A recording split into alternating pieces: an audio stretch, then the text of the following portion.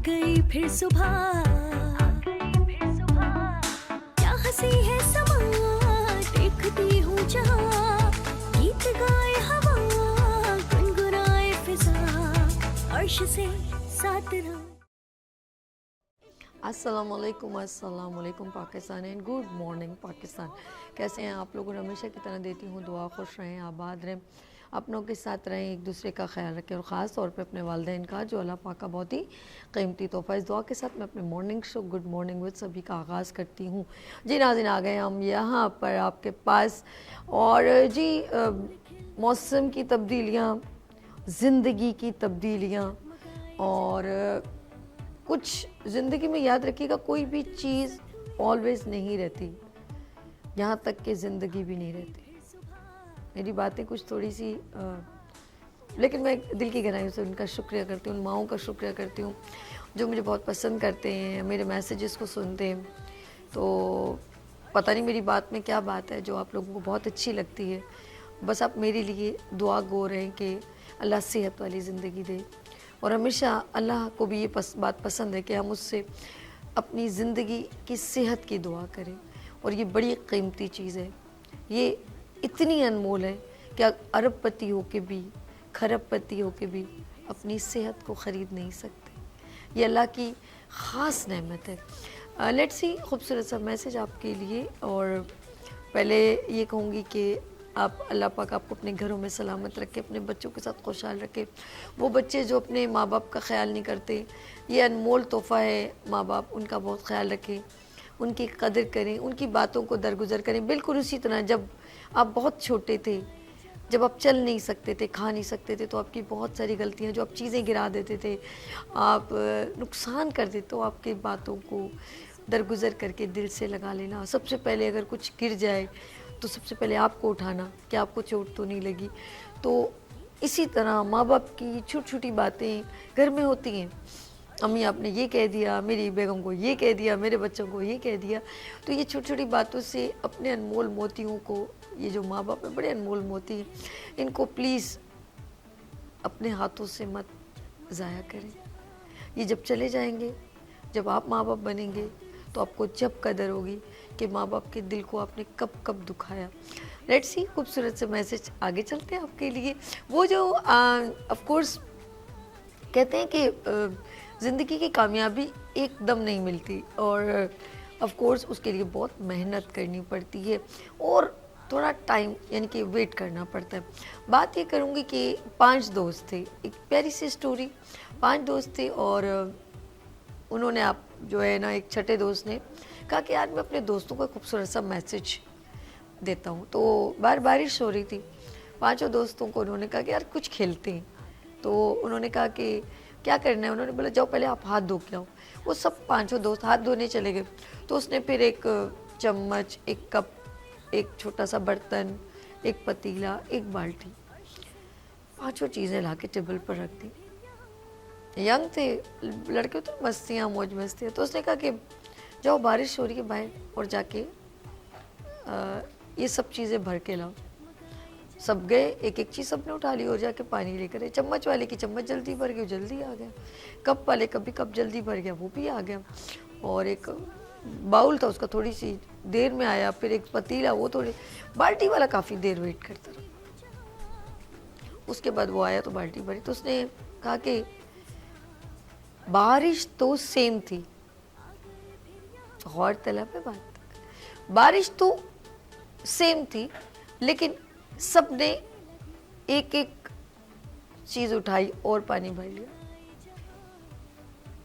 और जो सबसे आखिर में आया उसको टाइम भी ज़्यादा लगा, उसने पानी भी ज़्यादा भरा।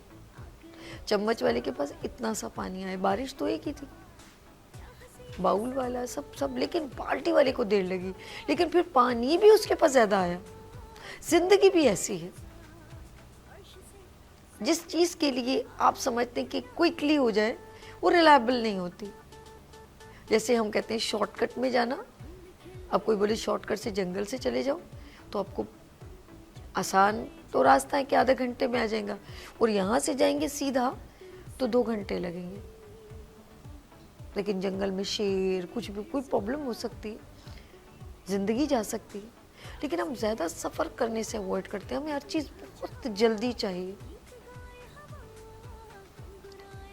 आपने एक एक एक डॉग एक एलिफेंट से गुफ्तगू कर रहा था, दोनों प्रेग्नेंट हो गए। बड़ी इंटरेस्टिंग स्टोरी है भी। तो ये मैं उन यंगेस्ट जो लड़के हैं उनकी मिसाल से मैं ज़रा जोड़ती हूँ। तो 6 महीने बाद पपी ने जो है ना वो बच्चे दे दिए। आपको पता है वो जल्दी बच्चे दे देती है। तो वो एलिफेंट के पास जाती है तो कहती है are you sure you are pregnant? उसने कहा हाँ। उसके बाद वो फिर चली गई। फिर 6 महीने बाद उसने फिर माशाल्लाह वो देती भी 6, 7, 8, 12 बच्चे फिर दे दिए। फिर वो उसके पास गई are you sure you are pregnant? उसने कहा तुम्हें मतलब है कि तुम प्रेग्नेंट हो? उसने कहा हाँ मैं प्रेग्नेंट हूँ। उसके बाद फिर पपी ने फिर 6 महीने बाद फिर बच्चे दे दिए, फिर बच्चे दे दिए। तो वो फिर आखिर में गई। उसने कहा कि तुम वाकई में प्रेग्नेंट हो? मैंने तो इतने सारे बच्चे दे दिए। उसने कैसा जवाब दिया आप सोचे, ज़िंदगी में ऐसा ही होता। उसने कहा मेरा हाथी का बच्चा है। जब ज़मीन पे पाँव रखेगा ना तो ज़मीन महसूस करेगी। जब वहाँ से कहीं रोड से गुजरेगा तो लोग देखेंगे, खड़े होकर रुकेंगे और कुछ लोग एंजॉय करेंगे मेरे वहाँ से गुजर। तो याद रखिएगा तेरा हम लोग तेरा हो रहा है कि नहीं हो रहा, तेरा काम हो रहा है कि नहीं हो रहा। अरे सब्र कर जाओ भाई, मेरा हाथी का बच्चा है, टाइम लगेगा। जिंदगी में टाइम लगता है किसी काम को करने के लिए। किसी की खामोशी को भी लोग बड़ा वो कहते हैं यार ये कुछ कर रहा है। कुछ लोग भोंपू नहीं बजाते, कुछ लोग काम कर रहे होते हैं साइलेंट। टाइम लगता है। आपकी जिंदगी में अगर कोई इस वक्त कठिन वक्त आया है तो डोंट यू वरी, बिल्कुल फिक्र ना करें, लेकिन फोकस जरूर करें। याद रखिएगा no to action, execution, don't be is a जल्दी। आपको कोई जल्दी नहीं होनी चाहिए। जस्ट लाइक इस कोई डिजीज अगर आपके अंदर आपने उसको छोड़ते जा रहे हैं तो वो अंदर पूरा जाल बिछा देती है। फिर आप डॉक्टर के पास जाते हैं जल्दी से ठीक कर दो। नो, उसको टाइम लगेगा उसको किल करने में। मेडिसिन, एंटीबायोटिक, अवॉइड करना है चीज़ों से, इससे उससे। आपने अगर 5 साल में उसको इतना बड़ा किया उस बीमारी को, जस्ट लाइक इज ओबेसिटी, मोटापा, तो ऐसे क्या आप जाते हैं डॉक्टर के बम बांध देते हैं, ओ मैं मोटी हो गई, वो जल्दी से ठीक कर दे। Not possible. बिल्कुल इसी तरह जब कामयाबी की तरफ फोकस करते हैं तो मेंटली प्रिपेयर रहें। लोग बुरा कहेंगे, लोग परेशान करेंगे, लोग लैग पुलिंग करेंगे, लोग आपको गलत साबित करेंगे। Then to be confident. कहते हैं कि हम जब गिरते हैं लोग हमें नहीं गिराते, हम जब गिरते हैं जब हम अपने आप को गिरा देते हैं, जब हम हार मान लेते हैं। हार नहीं माननी आपने। मैं उन जनरेशन्स को कह रही हूँ, मैंने बड़े मैं उनके नाम, क्योंकि सारे बाहर मुल्क के लोग, बल्कि यहाँ के भी हैं, ऐसा नहीं है, हमारे मुल्क के भी लोग हैं। अब यकीन करें वो उनके पास, मैं उन लोगों के लिए मिसाल जो अक्सर ये कहते हैं पैसे नहीं है तो बिज़नेस कैसे करूँ, मेरे पास तालीम नहीं है मैं कैसे करूँ, मेरे पास स्किल्स नहीं है। नो नो नो, इन दोनों चीज़ों की आपकी ज़िंदगी में अगर आपने कुछ अचीव करना है ना, मुझे बताएं कि कितने लोग जो हैं, जब हाथ पैर आप कब मारते हैं? जब आप पानी में डूबते हैं सबसे पहले आप हाथ पैर कह देना मुझे तैराकी नहीं आती, फिर भी हाथ पैर मार रहे, वाह कि मैं बच जाऊंगा।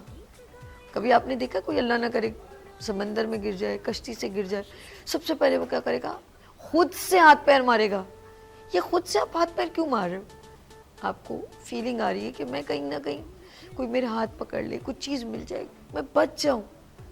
जस्ट लाइक इज, चाहे वो कोई औरत हो जिसको पता है मेरे बच्चे, मेरा हस्बैंड अब मुझे छोड़ दिया, मैं बेवा हो गई, मैं कुछ भी व्हाटएवर, उसको पता है मेरे हस्बैंड की डेथ, कुछ भी हो गया, लेकिन वो कभी भी हार नहीं मानेगी। हाँ, उसने हार मान गई तो बेड़ा गर्क हो जाएगा उसका। उसको टू बी स्ट्रॉन्ग, इसको टू बी स्ट्रॉन्ग होना पड़ेगा। सबसे पहले वो अपने दिमाग के साथ लड़ेगी, मुझे करना है, मेरे बच्चों के लिए करना है।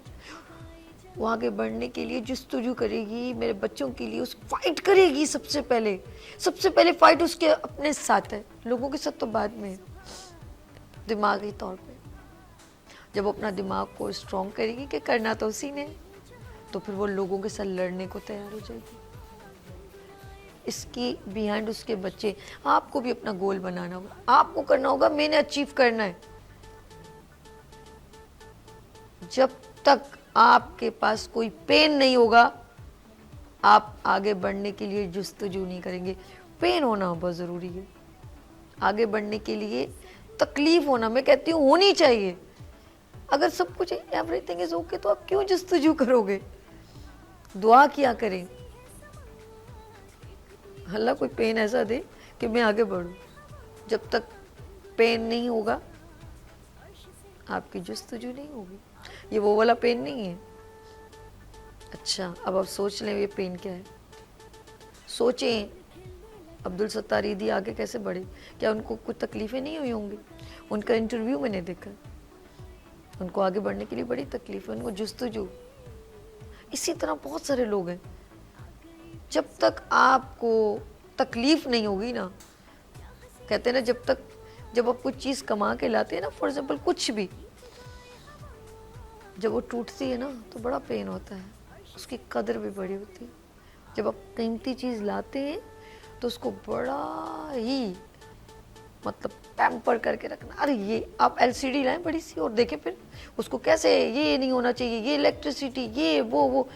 तो ये पेन बहुत ज़रूरी है। उसका जब टूट जाना है ना तो आप सारी ज़िंदगी पर ख़त्म नहीं होगी। आप दोबारा लेने के लिए जुस्तजू, फिर आपको उससे उसकी कीमत मालूम होगी। तो अपनी चीज़, अपनी वैल्यू समझें। आप बेकदरे नहीं हैं, आप अपने आप की कदर खुद करना सीखें। जब आप अपने आप को समझेंगे मैं कुछ नहीं कर सकता, हो नहीं सकता, उसने मेरी मदद नहीं की इसलिए ऐसा हो गया वैसा हो गया, तो आप बेमायने हो गए।